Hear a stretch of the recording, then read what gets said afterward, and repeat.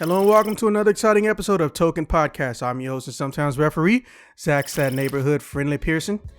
And today I'm joined by he who is many-angled and has explored many sides, except on women, a one, Tetrine. Tetrine, why don't you tell us a little bit about yourself? I feel like there's a slight misconception as I have in fact explored women, having said that I am married to a man, so that time has passed. And that was why I thought you were bisexual for a solid week. Also rejoining us, he who shall not be named because he chose an alphanumeric code. He is the TM3. Little to be is known about me. I like it that way. I just like that his avatar character on screen looks like he's taking off a mask because he was hiding from somebody.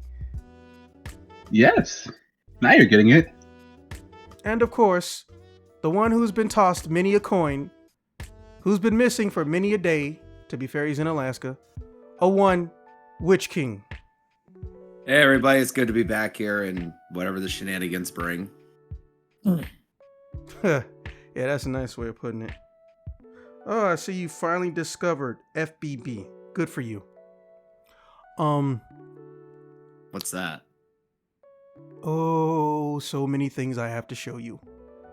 And of course, we're joined by the long absent for no given reason, and I didn't ask, a one, Officer.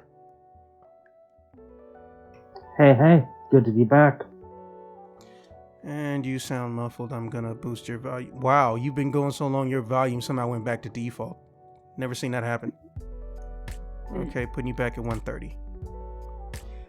And of course, we have one of our more rare members today. Enjoy it because it's a very uncommon occurrence. We have Tech Wizard himself, king of many things on the keyboard, Shy Dubs. I don't know about keyboard and Tech Wizard, but yeah, thanks for having me again.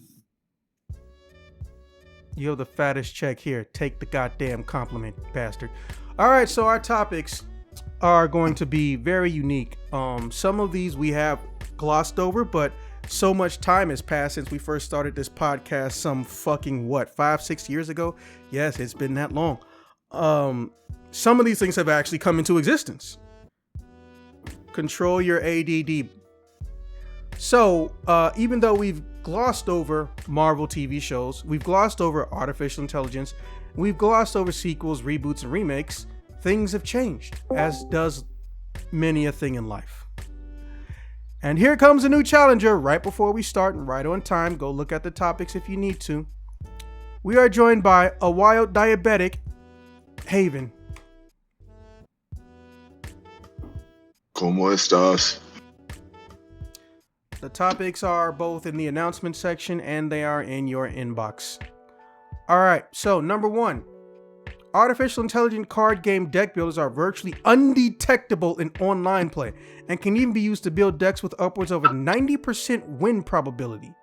Is there a way for companies to defend against this system online since it can ruin an online community? Number two, getting on the low key, new season. What do you want to happen? Who do you want to see in it? New or old characters? And lastly, sequels versus reboots versus remakes.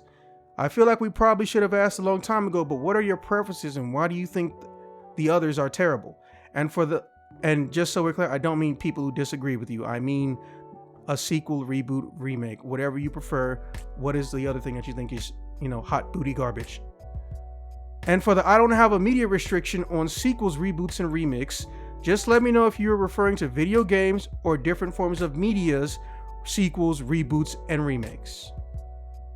Now, because you're the one with your pants down, Tetrine, you will be answering all of these questions first, because you'll probably take the longest.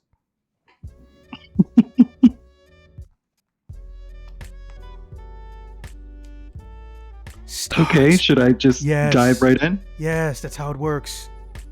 Okay, well, thank you. It's my first time. In regards to AI card game deck builders, I have a reasonable amount of experience with a couple of different card games, deck building card games specifically, and in my personal experience, I don't engage with the wider community or the competitive community in those card games. When using something like a deck builder for online play or just for randomized play, from my perspective, if you're using something that has, a higher win probability or whatever we're going to call the meta, it probably is a reasonable rubric to use. But if it is affecting a game in a way that there is a strict meta that is going to beat everything else, then I think that the reality of it is that we have to, put additional limitations or rules on certain types of decks if there is going to be a competitive arena for it, to avoid a circumstance where that would cause a 90% win probability. I guess the only alternative to that would be screening people in advance, but I don't think that there's really anything you can do about the preparedness or intellectual property of somebody, whether they're using a guide, artificial intelligence, or anything like that, moving into a deck building game. But again, I think that having a number of criteria in a competitive environment would probably be the most helpful way to defend against that system. Interesting. All right, so let us know how you feel about the topics. You can go from 1, 2, 3, Honeybee. Okay, so as for AI card game deck builders, I really don't have much input on that, really. Not really my scene. And I have absolutely no idea where you would how you would defend against that. That's really interesting. As for the Loki new season, I didn't even see the first season. But I think it would be really cool if Loki turned into a horse and gave birth, just like in the myth. I think that'd be awesome. You're not the first person to bring that up. Also, I kind of sort of brought it up too. Loki did seduce a horse at one point. But wow. He was a horse seducing a horse, not a man seducing a horse. You know what, Loki? You do you, man. I don't even know if you can consider Loki a bisexual or not, because technically he's bi-species. I feel like he would lean more pansexual. I think that's probably it. I really wish. But if you're also into other species, man, I have no idea what Loki. He's just Loki. This shit's a headache. At least with Mystique, you can understand rules beyond our comprehension, bro. At least with Mystique, you can understand Mystique. She is a human. She is a bisexual human. She's technically married to a woman, but she has sex with men. She is technically bisexual. I get that. She incredibly attractive is what she is. What'd you say? She's incredibly attractive is what she is. Probably shouldn't tell you about the Mystique book I got then. Anyways, so here's what you essentially missed, because I'm not about to spoil this. I know you got fucking Disney Plus, but there is an agency that polices time and space glitches and irregularities. Loki being alive is one of those. The entire show is about that organization and Loki's effect on it, and how him being there and finding out the things that he does affects time and space. Essentially, Loki is helping to accidentally or purposely rewrite time and space, but not as a villain, in his favor. Okay, so he's a problem even when he's the hero of the story, is what you're saying. Yes. That tracks. It's also hilariously funny, but it knows how to be serious. It's essentially Avengers, the first one. It was funny, but it knew when to be serious. Okay, that's actually really difficult to pull off. Yes. Being able to find that balance. So I think I'll check it out. I have time. Yeah. Also, if you watched Ant-Man, the first and second trailer sequences only makes sense. I mean, post-credit scenes only make sense if you've seen Loki. Giving you an offer, okay? Speaking of Trigun, I think the next question was about reboots and like remakes, right? Actually, yeah, I did want to make it more leaning towards Trigun, but I decided to make it more, general purpose. I have so many opinions on this. Cool, let's hear 'em. And they are all probably not what you expect because I actually rather enjoy remakes and reboots of older series. Like I don't know what to expect because as much pop culture as we both collectively enjoy, I don't actually have an opinion on a firm opinion on sequels, reboots, and remakes. Once you hear the full video, you'll basically learn that my opinion is it really depends on the type of media. But go ahead, give us your answer. That's fair. So I actually really enjoy a fresh take on an old property. I'm a big fan of the new Trigun series. I think it looks weird, but I think they do the characters justice, the characters that they do have. My only gripe is that Millie isn't there, but whatever, fine. I think the action's great. I'm really glad that Johnny Young Bosch reprised his role because you can definitely tell that he is a very experienced voice actor versus when he started, which that was his first anime role. I really enjoy that. I was a big fan of the Final Fantasy VII Remake.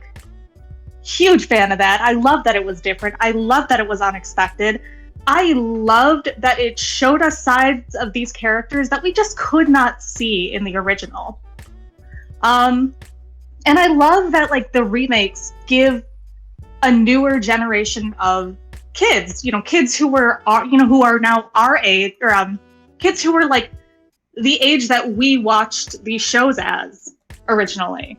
And they get to enjoy it in a fresh, new, updated way. And a lot of the kids that are watching these remakes are like, I wonder what the original is like. And at least this way, it generates interest in these characters, in these stories that we enjoyed, instead of letting it just kind of fall by the wayside and become just another obscure old show, Fair. That's how JoJo happened. Oh my God, JoJo. But That's a no, unique seriously. situation, though, just because it's the original author doing it. Sorry, what'd you say? I said JoJo is a unique situation because unlike most remakes and reboots, it's the original author doing it. That's true. Rocky is very, very involved. It's his baby there, his magnum opus. It is his baby, as it should be. It's a delight. But I mean, even something with JoJo, no one would be into JoJo right now, guaranteed, if they didn't didn't have the newer version. Yeah. Didn't have the newer version, didn't have the show.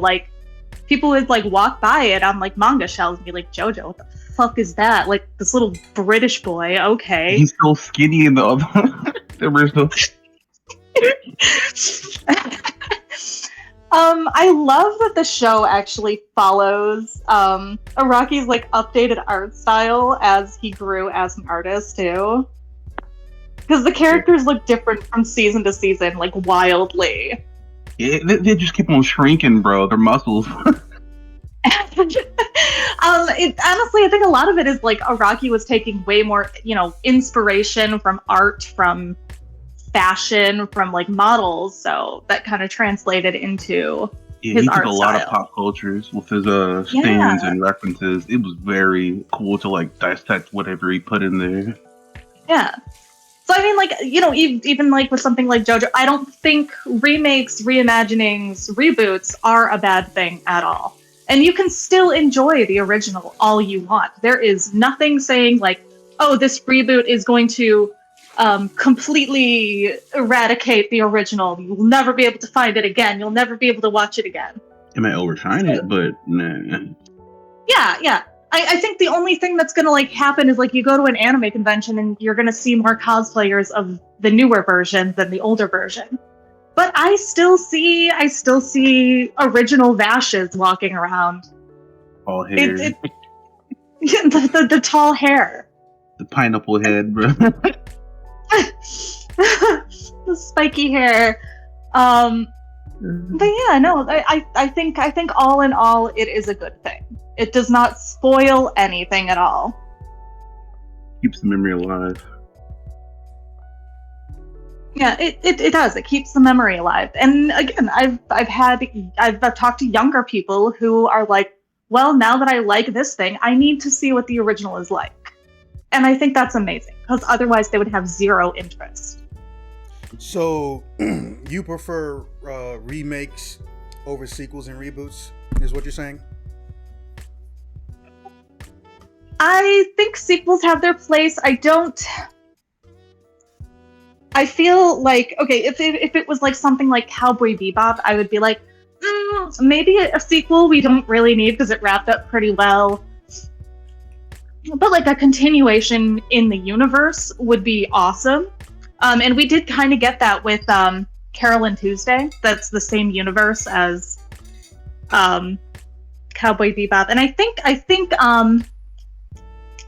oh god, what was that other show? Do you know which one I'm talking about? Space Dandy. Space Dandy is also in the same universe.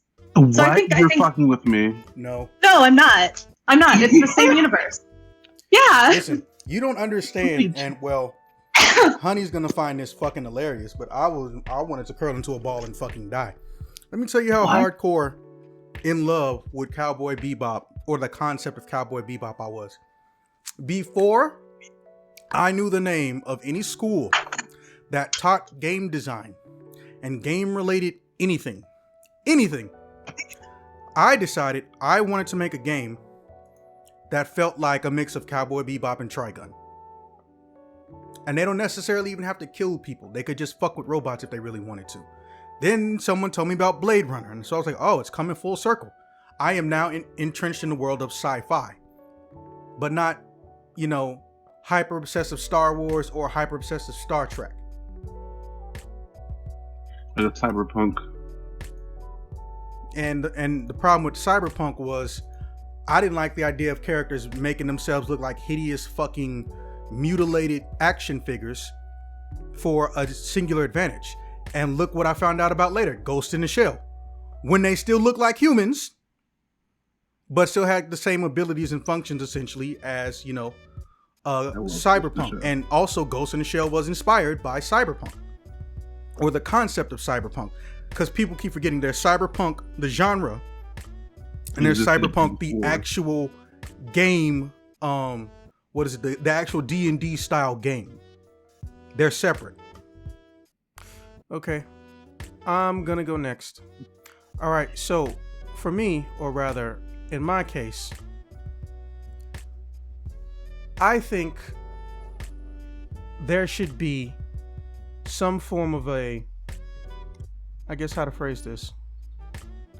There should be some form of a background check, not on the person, but on their stat sheet. And until the person can verify through some secondary means created by the company based on how their game works, they should be removed from any form of a ranking system, leaderboard, and also tournament play on and offline. Because here's the thing, an online version of a game may not require paper cards. But if you got a 93% win ratio because you paid $5 for an AI, who's to say you can't take those cards physically, purchase them immediately, and then go take over the world, win a couple $100,000 tournaments or some shit like that? These companies need to factor in, for lack of a better term, I don't know if the exact terminology for it, but I would basically say a counter AI. An AI whose job it is to sniff out if you sus. I think that would be simultaneously hilarious, but also sorely needed. Because you got to understand, we're in the beginning of commercially available AI technology, right? The beginning of it. Now think about what's going to happen or how things could play out 15, 20 years down the line when the AI has had time to evolve. Frightening. We were worrying about catfishing in 2022, 2023. Well, imagine what that's going to be like in 15 years. Your catfish is going to have her own voice. You're going to give her money. Someone's going to program her to basically have a parasocial relationship with you. And even if you only give it money once, ever, once, what if someone takes that same AI and uses it on 30 or 40,000 innocent young people who don't know no better, or old people who think they're talking to a relative? We already have people manually doing this. Imagine if an AI learns to do this shit. How hard it's going to be to catch somebody. This fucking terrifies me. But that's all I can think of. An AI to combat an AI. Which is kind of ironic. It's almost like mutually assured artificial intelligent destruction. But that's okay. I'll take their destruction over humanity's destruction. All right, Shy Dubs, you with your unique software background, why don't you give us your 2 cents? Actually, what you mentioned at the end of that is I read a headline. I didn't read the article. But there's like an AI out there that can detect chat GPT, at least, like any articles that's written by chat GPT. Oh, thank God. That literally makes me feel so much better. You have no idea.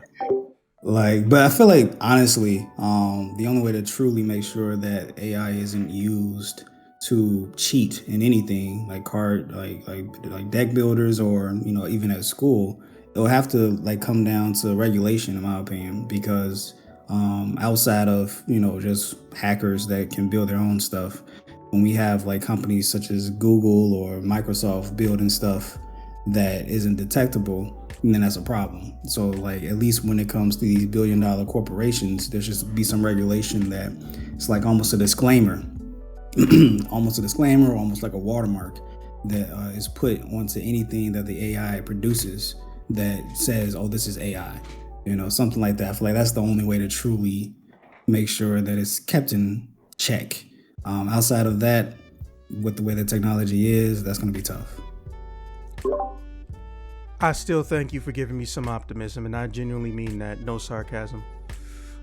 All right, Haven, let us have it.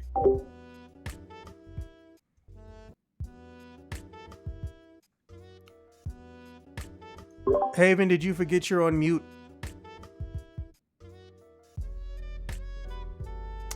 I feel like he went to go get food. Officer, go right ahead. Okay. 1 sec. What the? I give it to the people paying attention, and the first thing he says is 1 sec. That's kind of ironic, not gonna lie. I did not want to talk while chewing, Fair. as that would be quite rude. Now, with regard to possibly counteracting these AI, maybe in a more formalized tournament sort of setup, maybe they can put in a sort of authentication that requires user input, like a CAPTCHA or sending this code to an email or something, and then you enter the code you like. But other than that, I can't really think of many ways to counteract AIs seeing possible rampant use in these various deck building games and the like, or possibly even games beyond just that, because honestly, this sort of topic can expand beyond just the whole deck building or card based games. I wholeheartedly agree. However, we're keeping it to AI decks because they're already out, and we would be here all day if we did the whole world AI. True that.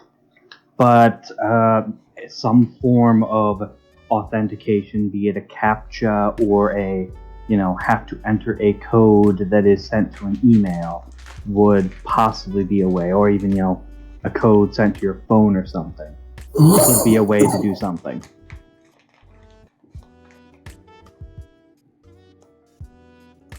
You back, Haven?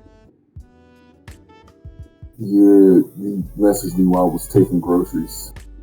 You Probably should have texted that because we literally called you off. All right. Well, since you're here now and the officer finished up, go ahead and give us your statement on topic number 1. So the whole card game thing, it really doesn't bug me because I play Magic, I play Yu-Gi-Oh, I play all those little bitty fun card games online, and a lot of the time you see a lot of meta decks, but I run into a few decks that I haven't seen that's just like quirky and like, how did you come up with that? But if you get a bunch of people that are making card decks for the AI, and they have a 90% win rate. Now you got a bunch of people with 90% wins decks, and it kind of just balances itself out. But there are so many different cards in a card game where literally I have like a deck in Magic that has 3 cards, and if I draw one of the cards on my first turn, 90% of the time I'm winning. 90% of the time. And I didn't use an AI to build that. So there are so many different like variations and stipulations that come with the card games that however you want to try to win, if it's skill based, if you cheat, it's whatever to me because I get enjoyment out of playing the game, and I'm not really trying to win. I'm trying to cause as much misery as fucking possible. And that goes for any like competitive game. I'm not there to win the game. I'm there to make the game as visually and fucking frustrating as possible. Like I just started playing chess, whatever, that chess game that race you, and I just play to fucking annoy the guy. I don't even go after their king. I go after all their other pieces. So I'm not here. You're not trapped in here. Yeah, that whole spiel and shit. So people like, I'm going to check you in 3 moves. I was like, well, I'm going to take all of your pieces in 3 moves, except for your king. So have fun with that. Yeah.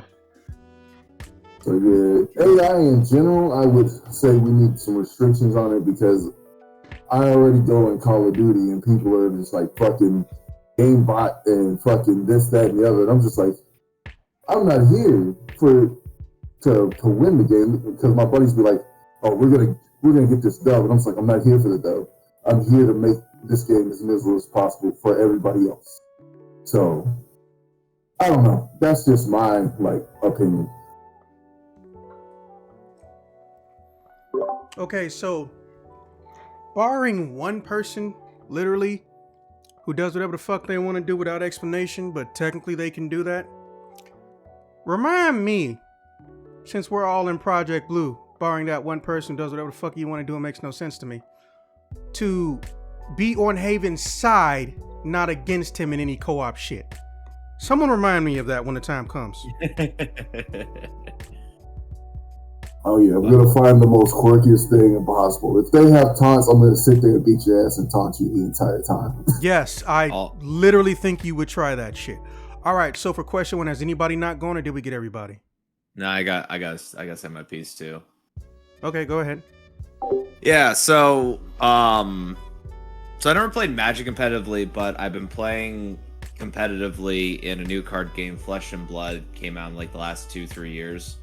And I've been playing fairly competitively in that. I'm working with people who have professionally done Magic or done other professional card games in the past, and the experience with that. And kind of think like an online AI that can make a deck.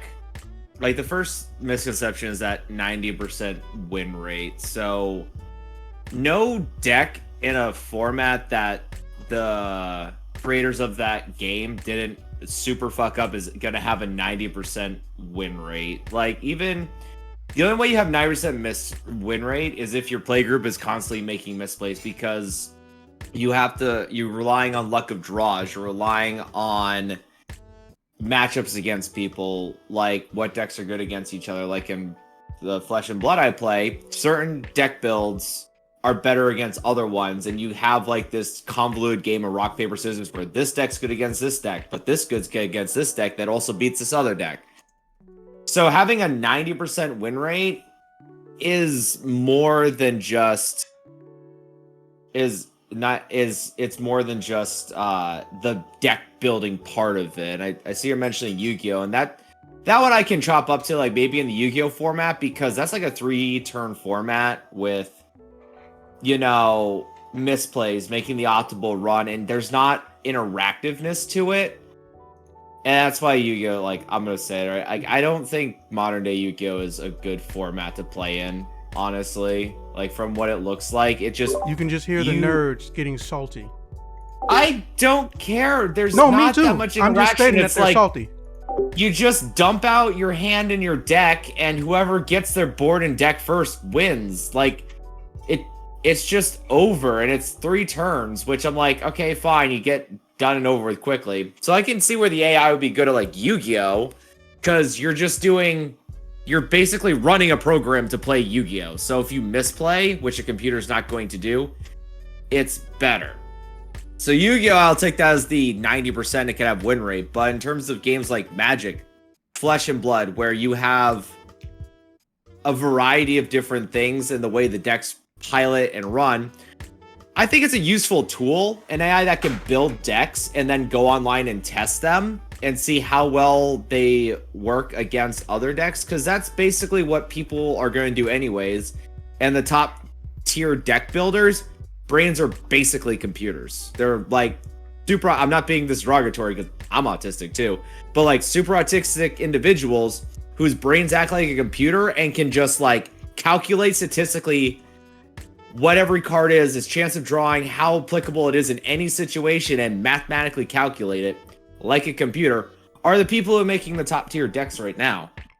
So having a computer that can generate those and try out hundreds of different styles of decks and then test them against hundreds of different styles of other decks, and to see like how they pan out, to see like what are optimal builds for the format and what things do better against each other. Because I know in Flesh and Blood and Eve Magic, you can make off-meta decks.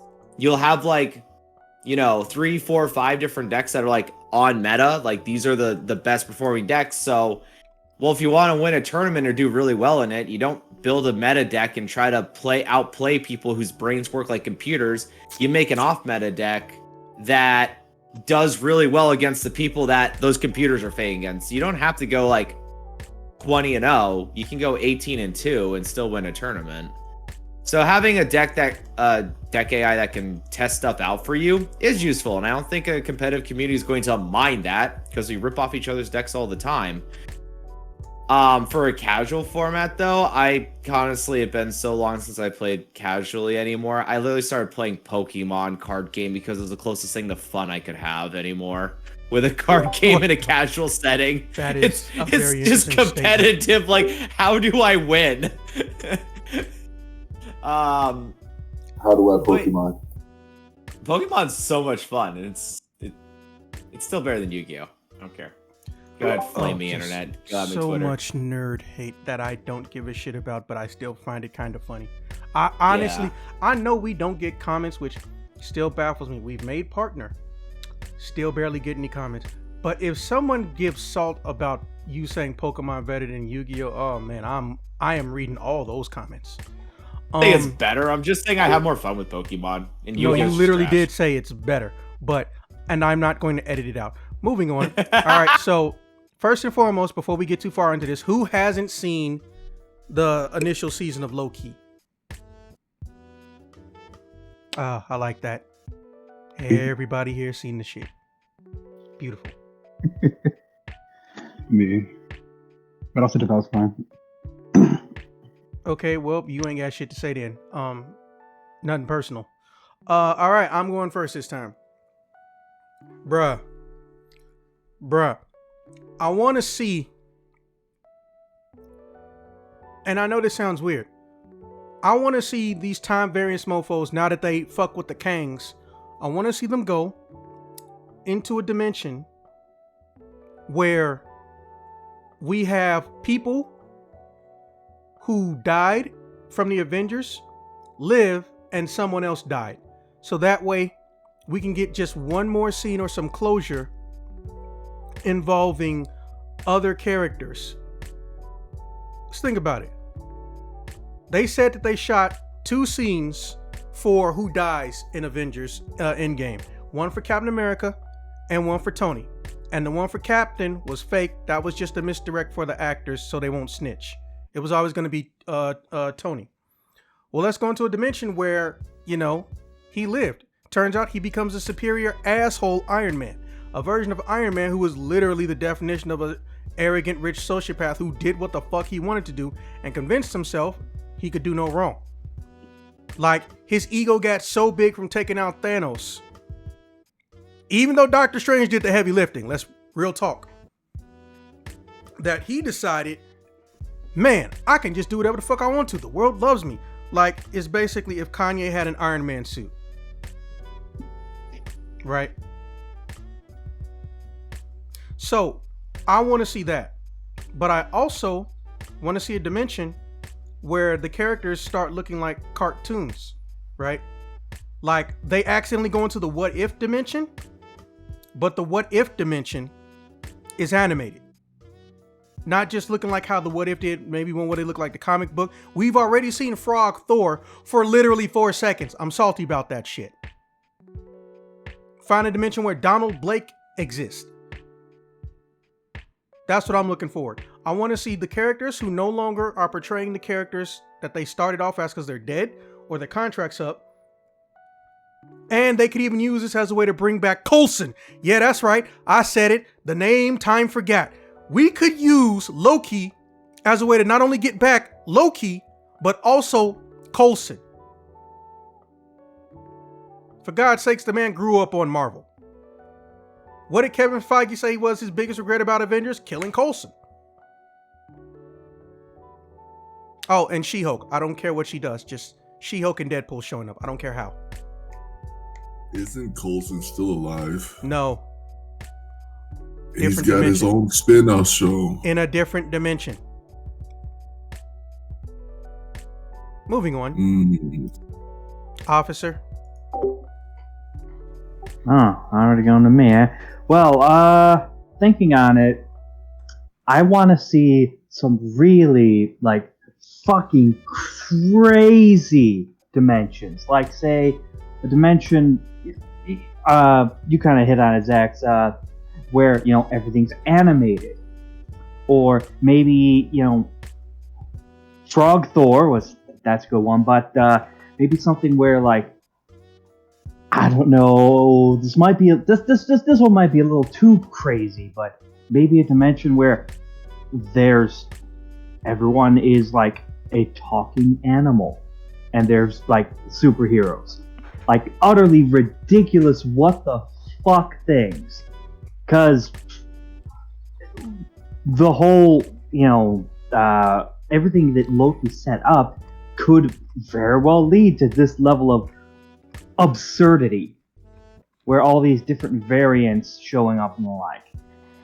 Or maybe they could use it as a means, to bring back some characters that were underused, or possibly maybe use it as a means to kind of early on, before these kind of movies are being fully planned out and shot and the like, show off some new characters that they don't have yet.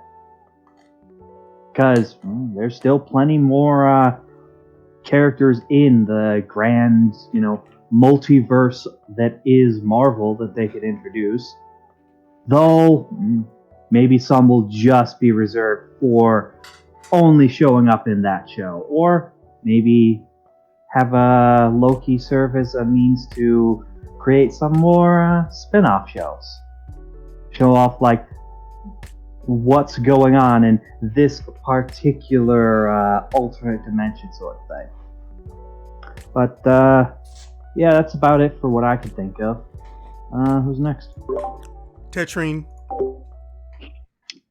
So, there's a couple of things that I'd like to see happen, and that I'm kind of predicting based on the surrounding Marvel Cinematic Universe for the new Loki season. The first of which is that we were introduced to America Chavez in the Doctor Strange movie, and given her specific skill set, I think that it would be a huge miss to not bring her into that and make her one of the more central features to it, and not so much as a damsel in distress, but maybe, developing a little bit closer into what we've seen from America Chavez in the comic franchise. In regards to Loki, we've kind of seen him get a little bit less and less stable as it goes along. So I think exploring a bit of the mentality and the I guess maybe the best way to describe this would be the snags in his path to regaining a little bit more sanity would be something really cool to explore on that end. Sylvie obviously was a big component of season 1. I'd like to see what ended up happening there. And I think that, Zax, you had mentioned using the alternative universes to bring around characters who either had passed away or, were killed off or weren't included for whatever reason. I think that it would be a really good opportunity to bring in a lot of those little cameos. And with the television franchise, because it doesn't have the same requirements as a film, and it can be easier to negotiate that kind of thing, there might be a budget for that, especially given the success of the first season. So I would love to see things like you were talking about, like a little bit of a traipse into the what if category, or, perhaps, again, like Coulson, if Coulson could come back, because that was a regret for Kevin Feige, and I think that that would be really cool. Outside of that, I get the sense that we're not going to resolve the Kang conflict in Loki, but it will probably do a good job of setting up what will eventually, at least in my personal prediction, be like an A-Force movie or something to that effect. But that's my well-wishing, and that's my personal predictions. So what you're saying is you haven't seen the new Ant-Man movie? Nope. Damn, I wonder whose fault that is. Mine. Damn, I wonder why I specifically just mentioned that, and I just saw the movie today. Did you see the whole movie though? Fuck you. Exactly. No. I only missed 10 minutes. Fuck you. You missed the last 10 minutes, did you not? Meaning that you didn't even see the end credit scenes. Yes, I did. I ran back in. Okay. Both of them. There's two. Here's the creepy part to me. The most disturbing thing that happened in the movie to me was that after the movie started rolling the credits, everybody got up and left. Are you serious? That's Bro, there was maybe 60, 80 people in that theater. Before the first credit ended, there was 30.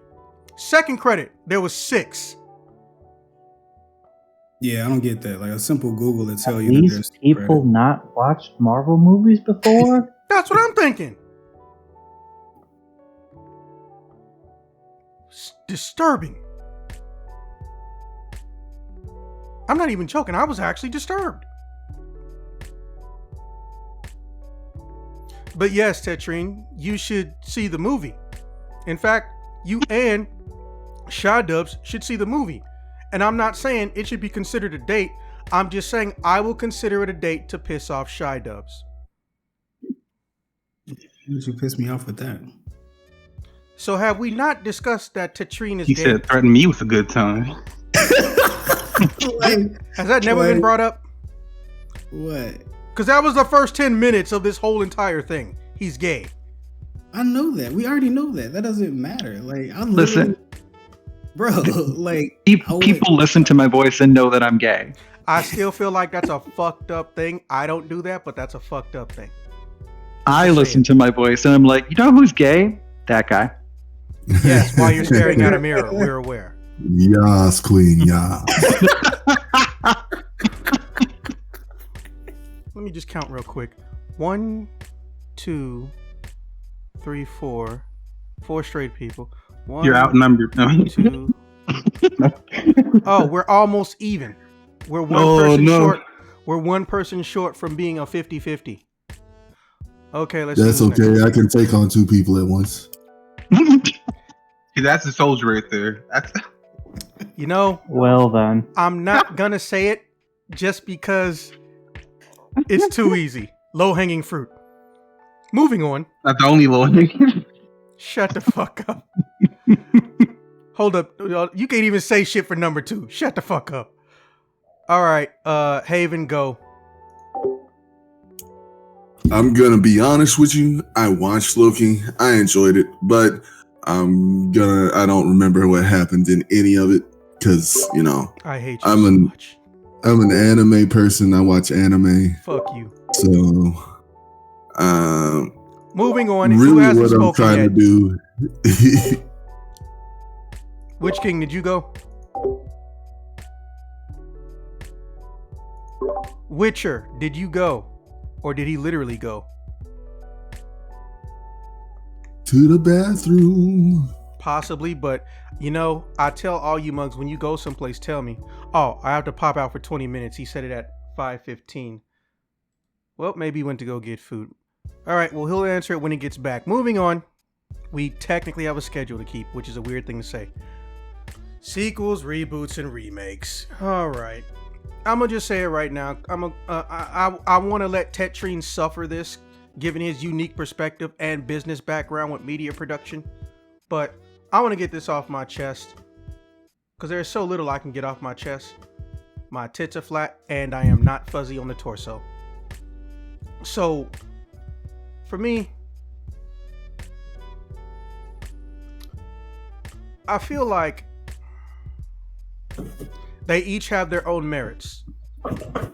But, Haven, hit the mute button. They each have their own merits. But, it should be dependent on the media. There, so I didn't give a cop-out answer. When it comes to cinematography, I don't really like the idea of a reboot per se, because here's the thing. Actors can get old, writers can get old, directors can get old, and that magical team that made that magical thing that took over the minds and inspired millions upon millions of people, when the next group get it, they don't necessarily respect it the same way. They just see it as a cash cow. You're never gonna know. Or they could have the best and most noble of intentions and still fuck it up. Cough, cough, Cowboy Bebop, cough. So, when it comes to cinematography, remakes and reboots. But if I have to hard choose between one of those two, I will say a remake for a movie and a reboot for a series, a TV series, and a sequel only if you can use the original talent and they don't fuck it up. Like live action Cowboy Bebop. It still keeps me up at night. Now, in the world of video games, I hate to say it, but damn near every single one of these can be used against us, which is how fucked up it is. Because it's not like we have to factor in the talent pool, we have to factor in the corporation's bullshittery. Yes, I know that's not a word, but we all know what it means simultaneously. If we get a sequel to something, are they going to put gambling mechanics in there, and are they going to market this shit to all age groups? And then lie and say it's not gambling while they're gambling. If it's a reboot, well, did it need to be reboot? Bitch, what if we wanted a sequel because we ain't seen this shit in 20, 30 years? Reboots don't really work in the gaming industry. Like, I don't even know per se what would even constitute a reboot by definition for the gaming industry. I'm not even joking. Remakes, here's my only issue with this. This should technically be the best option. But just going back from the last 2 times we discussed remakes, there is no concrete definition for the video gaming industry for the concept of remake. Let me tell you why. A remake in a video game could be the original game but modernized with more efficient controls and better graphics. Might not even need to change the audio. But it can also mean modernizing and doing all the shit that I said and adding new story elements a la Final Fantasy VII Remake, which isn't really a remake. It's a time-traveling sequel, as we've discussed. By the way, if anyone who's listening to this thinks that's a fucking spoiler, I'm not going to say your opinion is invalid. What I'm going to do is I'm going to formally apologize to you for spoiling something that was never properly explained. And I don't try to say that with sarcasm, because it's not your fault. If you've never played Final Fantasy VII and you play Final Fantasy Remake, you might think it's a remake, at least until you get to like the last maybe 2-3 hours of the game. And if you play the original Final Fantasy VII, you may think that, oh, this is just extra fluff. That's not really all that important. They just wanted to make sure they added extra gameplay time because, well, it's only a fragment of an entire series that couldn't fit on one fucking disc anyway. Which is ironic because that's how it was back in the old days. Final Fantasy VII was 3 discs and it might be 3 discs again. But it's a time travel story. But now they've added extra elements of things we can't even explain. I won't go into detail about it, but it's someone who should be dead that isn't dead. And just leave it at that. So that really leaves the world of, I guess, cartoons. No, that still gets covered. So yeah, I guess that's pretty much it for me. I think depending on the medium type, I'll say books are the best for all categories, with the exception of remake. No one remakes a book. No one reboots a book. You revive a series that already exists, and essentially you're giving it a sequel. So for books, I'll say it's sequels, because if someone truly loves the material and they do a good job continuing it or paying somebody to continue it who loves it, then they've done what so few in Hollywood and the gaming world can actually do more consistently. I can't remember what, I think, it's, Sherlock Holmes, original author, pretty much tried to kill the character off. Then he got annoyed into bringing him back. Then he died. And people in his family and out of his family, once he got out of the public domain, have been making really good books about him. Same with the Three Musketeers. So it's obviously easy to do a remake or a sequel in book format and have it be successful. Which is strange because technically, books is some of the longest media that we have before video games happened. Because the speed you finish it is based on the speed that you read versus the speed that you comprehend. It's a very unique situation for them to be in. Your turn, Titrine. Okay, so I guess in the comparison of my personal preferences for sequels versus reboots versus remakes, it really depends on the source media. And there was actually a television show that came out last year called Reboot that starred Keegan-Michael Key, Rachel Bloom, Johnny Knoxville, and Judy Greer, and a couple of other people literally surrounding this topic. Unfortunately, it wasn't renewed for a second season, but it did a really good job of kind of exploring the topic in a way that both felt like comfort food for somebody watching something and having that nostalgia, and then also like the struggles that you come up with in continuing a story as a reboot. So that's if anybody listening is interested in that, go ahead and check that out. I think that it's still available on Hulu, might be on Amazon Prime. Again, I know that it wasn't renewed for a second season, but that's certainly something to look into for a lot more detail. For remakes, I know that you already touched on Final Fantasy VII. One of the things that that comes to my mind is actually Final Fantasy VIII. And the reason that I consider that a remake rather than a remaster is because most of the source code was lost. when they were attempting to, revitalize that and bring it onto things like, the newest versions of the consoles and everything, along with the other games in the franchise. So they did have to essentially work from scratch to reproduce that. And I think that of at least the Square Enix franchise, Final Fantasy, of all of the titles that they have now remastered, or as they're calling it remastered, this is the most honest version of a remake because it doesn't really add anything. They literally had to work the entire time to recreate what actually existed before so that it continued to align with everything else. And so within that scope, I think that that's a really good version of a remake, is that, hey, we did make it a little bit easier to control, like you were saying, Zax. We did make it a little bit smoother flowing, and we had to use more updated technology because, again, the original source code was lost in that scenario. For other things, when you go through and you have a remake of it, you're always going to have differences, and there is a part of the target audience that isn't going to like that because they might have been attached to one thing or the other.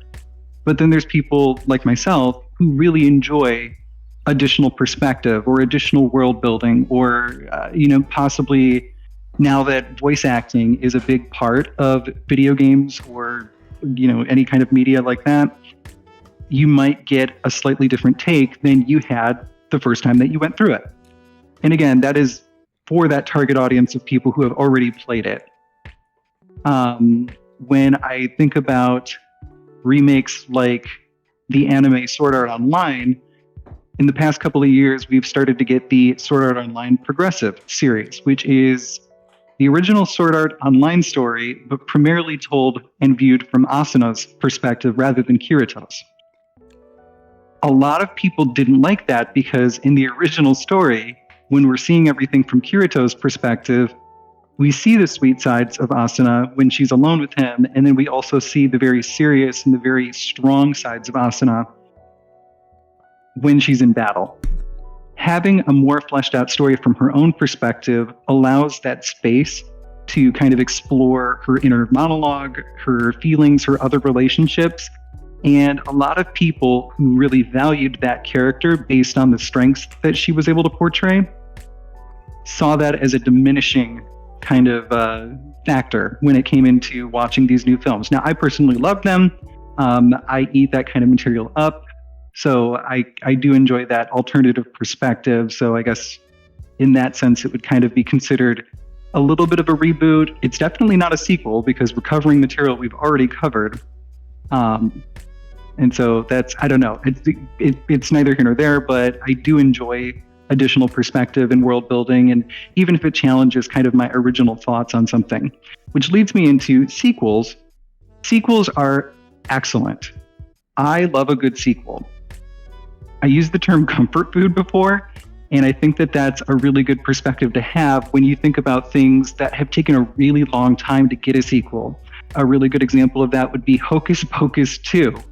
That came out, I think, either last year or the year before, and it's not going to hold a candle, pun intended, to the original source material. And it's not going to be a great story, but it is going to be very comfortable to watch if you liked the original piece. Fun fact, I cannot believe how many people thought I was lying when I said that the white girl from, Hocus Pocus was Sarah Jessica Parker. Holy shit. Yeah, yes, she is Sarah Jessica Parker. Also, I think the three witches are all white. In fact, I think most of the people are. That movie's white as hell. The one that qualifies as a young white girl and is a witch is Sarah Jessica Parker. The rest of them were grown. I guess that's true. Fun fact about Sarah Jessica Parker, she got her start in the acting business as the second Annie in the musical Annie on Broadway, because the first Annie got too tall for the role. I think it's a fun fact only for you. Yeah, that's that gay shit. Your words, not mine. Don't love you. Don't love that. I'm sorry, that theater gay shit. There you go. Nailed it. In any case, so you have sequels kind of to that perspective. In the gaming franchise, when you have you have sequels, there's a couple of different games that have done really well with it, like Xbox's Fable franchise, which kind of goes through different generations of people, continues the same story, and they are linked together.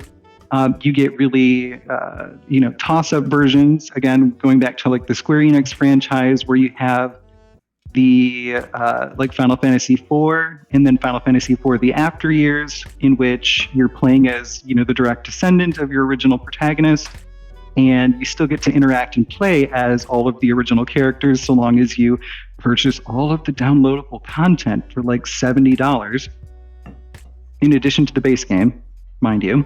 What did I tell you? What did I tell you? Sometimes a sequel is a terrible thing in the gaming industry because they don't want to make a sequel. They want to make a new way for you to pay for old shit. In good news, I did recently read a report that the president of Square Enix has agreed to step down. And so they'll no longer be going in the direction. He was that whole like NFT blockchain focused thing and selling off Crystal Dynamics. Anyway, I could go on forever, but the point is, what if Yoshi P becomes the head of the fucking company? I don't want him to do that. I want him to focus on the games that he's working on because he's doing really good. Some people are excellent and they belong where they are, and we love them for it. I'm legit about to Google that. Just I pay want him you to be right. I believe it's a guy named Kiryu who's taking over. If my understanding was correct, I think that's accurate, and thank you for that. If my understanding is correct, that the new person who will be in charge has a long history in metaverse-style augmented reality, virtual reality stuff, and so I have high hopes. Praise white Jesus. Oh, they finally kicking that dumb motherfucker out. Let's recap. Every single time they put somebody in charge who doesn't give a fuck about anything other than money, they fuck up and they act like it's a good idea to keep them until they're no longer useful, when they were never useful. Yoichi Wada, literally the guy who put the company in the red and kept it there, resigned. Only after fucking they lost Nobuo Uematsu, technically. Technically, I say that. He still works as an independent contractor. And this asshole, he couldn't make a good ass game to save his life because he's always trying to rush the shit, and then he wants to do fucking NFT shit, and then he didn't even double down on it, he quadrupled down on it. As there are no double negatives, so too is there no quadrupling down on stupidity. But he tried. And I'm kind of glad he did, because that basically accelerated him being told, hey man, you need to get the fuck out that seat. I'm told I'm sorry, I just CEO really hate actually stepped in to try and fend the shareholders off from voting to remove him, but as we can see, that ultimately only delayed things. Interesting. Yes, he got that. I do love okay drama. With this. Anywho, to wrap up what I was talking about, sequels, they can be excellent depending on your attachment to the source material and the continuation of the story. Obviously, there's a lot to talk about in the Square Enix world. I'm going to pop over to Disney and give one absolutely horrific example. So, as somebody who grew up enjoying Disney's Cinderella, which is, Disney princess movie, whatever, thoroughly enjoyed that, and it has 2 sequels. The first sequel basically explains her getting adjusted and acclimated to royal life, and one of her wicked stepsisters finding love in somebody who's otherwise considered a little bit perverse, I guess we'll call it, poverty-stricken. They're like the town baker, and they're, the stepmother doesn't approve, whatever. Anyway, she's happy. The third movie in the sequel of Cinderella is called A Twist in Time, and it ruins everything. And they ruin it.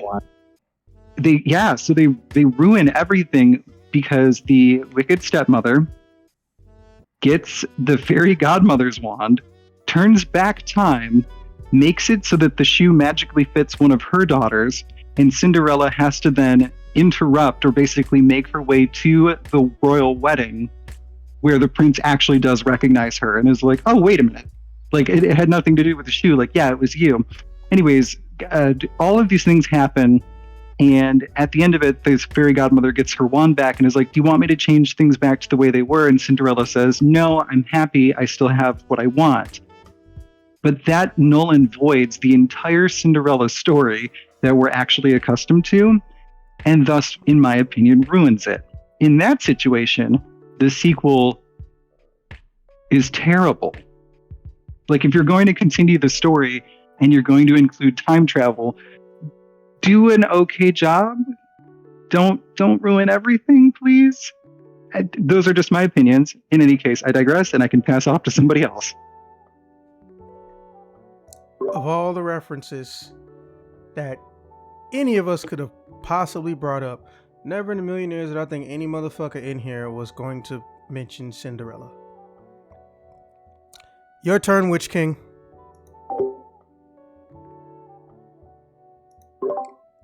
Okay, so Witch King has officially left the building. Or jumped off it. Who hasn't gone?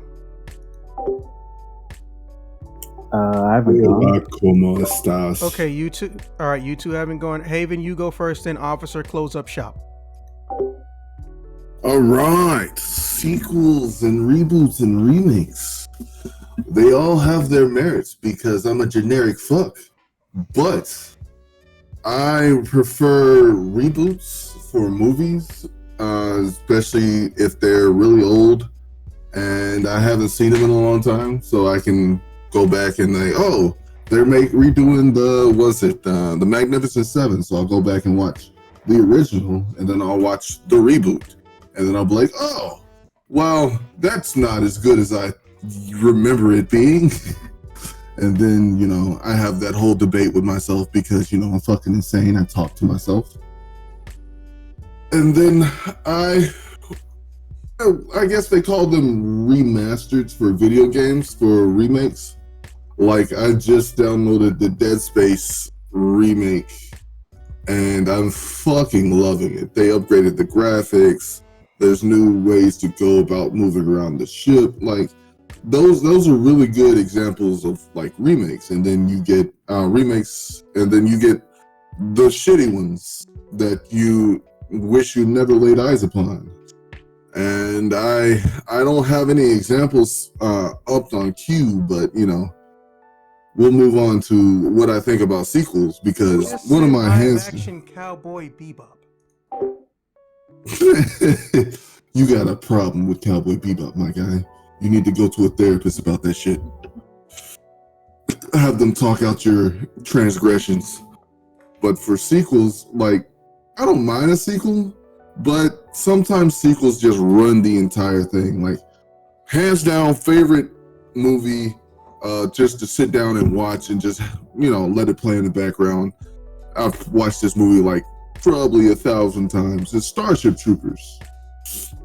Starship Troopers is hands down one of my favorite movies. And then you get Starship Troopers 2. And then you get Starship Troopers 3. And then you get all of the animated videos. And it's just like, why? Why? Just sit down and reboot it. Fuck trying to sequel it because you fucking suck at it. And then, you know, speaking of sequels, what's that one fucking game?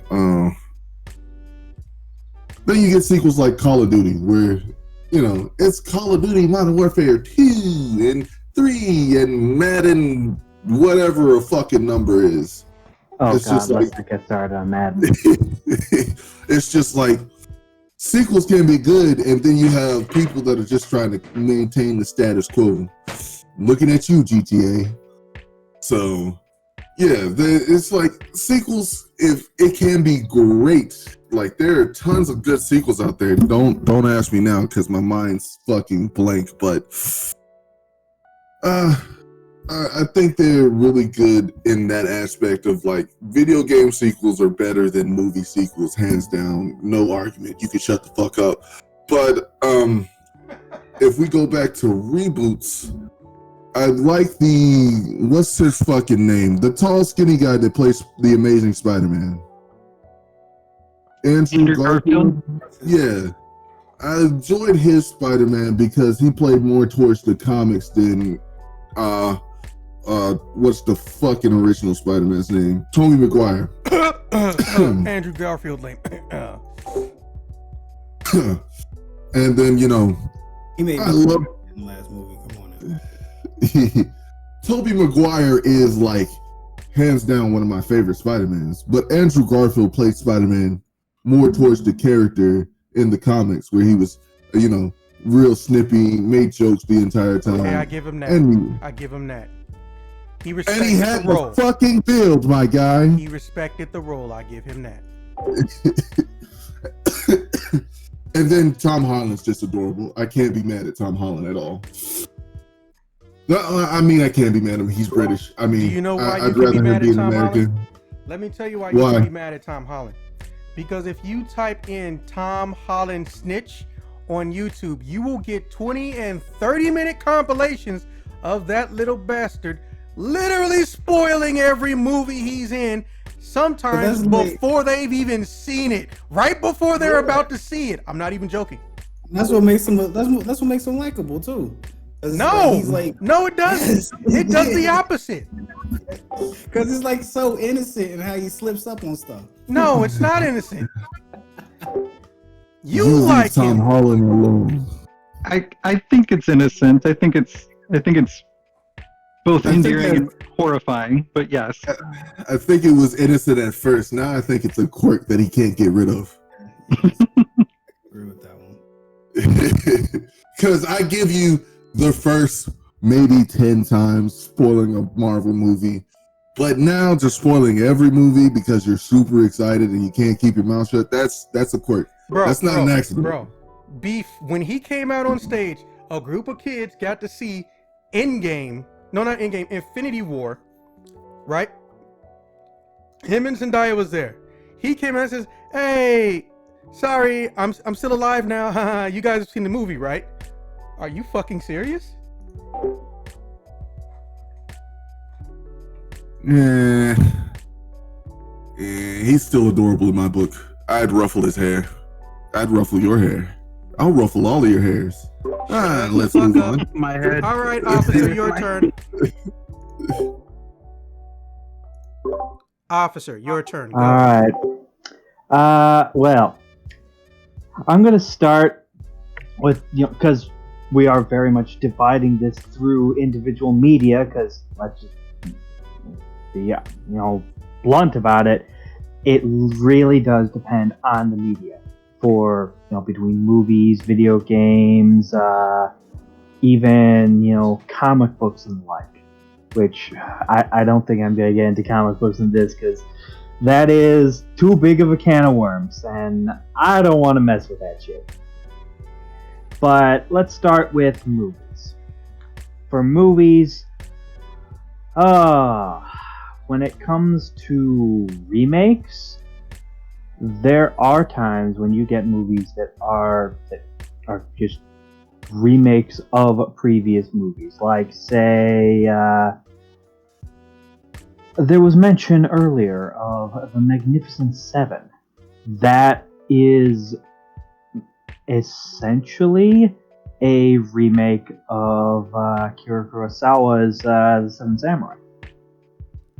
But given a, different sort of coat of paint, where instead of samurai, it's, guys in the Wild West. But the individual story beats and overall story remains largely the same.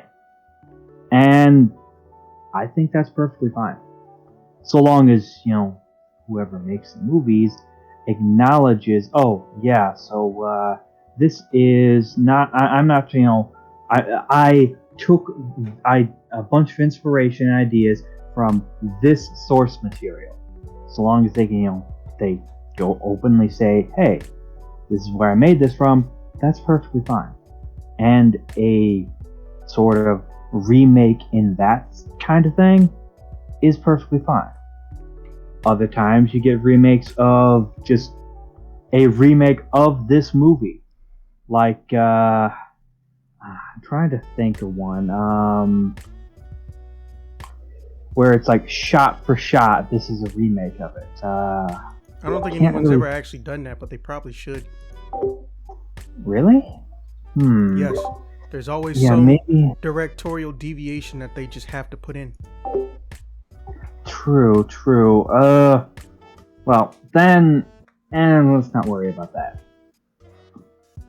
But sometimes you get an artist, or a director who has an artistic vision for this remake that they're making that is honestly utter garbage. I think those kind of situations should probably be avoided.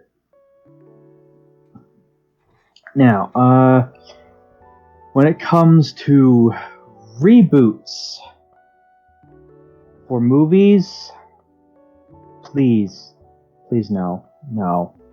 So I've seen some reboots of late that were honestly not so good. One that that comes to mind immediately was the remake of the reboot of RoboCop. That movie was really quite bad, and I honestly don't think they should have made it. Please, no, just no. But when it comes to movie sequels, that is very much a mixed bag. Sometimes you get your Terminator 2 Judgment Days, a sequel that is superior to the movie that came before it, and is fucking awesome. Other times, you get the likes of Highlander 2: The Quickening, which is a steaming pile of garbage that should have never been made. And honestly, looking at all the various things that have happened to the Highlander franchise, I think it probably would have been best if it had they just stopped making them after that god-awful sequel. To me, Highlander always felt like this is a series that should have never been a movie franchise, because Highlander as a concept should print money. Highlander as a book is a license to print money. But if you just want to make movies, TV shows over and over and over again, nah, it's not going to work, because eventually people are going to lose interest. And then you're commissioning somebody to care about something that they don't. And at that point, why even bother? Just make a new franchise or a brand new movie with all that Highlander money. A movie not about Highlander. Yeah. But back to the Terminator franchise. Sometimes you get movie franchises that should have ended at a high point, but they choose to keep going, and it just gets worse each new thing that comes out. And I would say that definitely happened with regard to Terminator, because Dark Fate, the characters within the movie and the way that the actors portrayed their characters was fine, but God, that story, no, why would you do that? Oh God, it was bad. Anyway, on to video games. There was mention earlier of the whole Dead Space. Dead Space, the Dead Space remake was honestly quite good. Mostly because they didn't try to really change the story that they were presenting. They added to it and included gameplay or gameplay improvements or improvements to ways to maneuver around and even to the user interface that were in later games. That kind of thing, good. But if you're going to say do, I don't know, something like Final Fantasy VII Remake, that shouldn't even be called a remake. They shouldn't have called it that. They only did that just to, get people all hyped and like. Hey, Witch King, you back yet? Because we about to quit your ass. And with that being said, that brings this episode of Token Podcast to a close. I'd like to thank our newest member, Tetrine, and all of our rarely occurring members for joining us. I will see you guys when I see you guys.